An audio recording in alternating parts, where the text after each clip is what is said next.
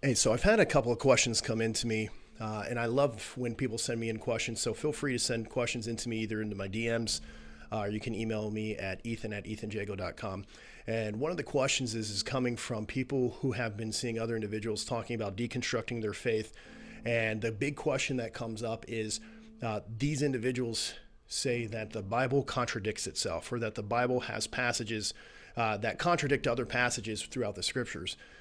Without getting into too much detail, which I would love to get into more detail if this is something specifically that you're dealing with, is that the Bible, in fact, does not contradict itself. Now, one person said, well, the different gospel accounts have different varying perspectives. 100%, because it was written by 4 different guys.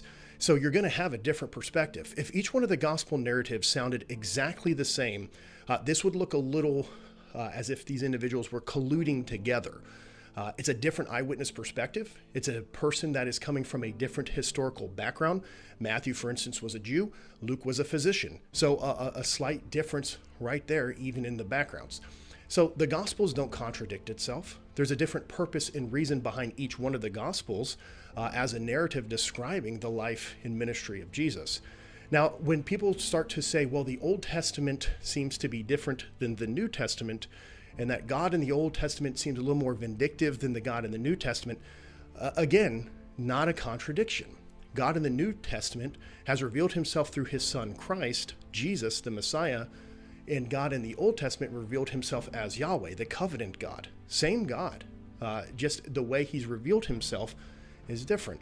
Now, God in the Old Testament was not a vindictive bully, and God in the New Testament doesn't shift and change into some lovey-dovey sweater-wearing God. It's the same God. God never changes. That is all a part of God's character. God is immutable, meaning God never changes. So if individuals push back and say that the Bible contradicts itself, most of the time this is chalked up to there is something in the text that they don't like, that they wish to argue away. And if they bring up a passage, great. The best thing you can do, if someone is trying to push back on you, and if someone is trying to say that the Bible contradicts itself, is ask them, show me where you're talking about. I love what Spurgeon says, is that the Bible does not need us to defend it.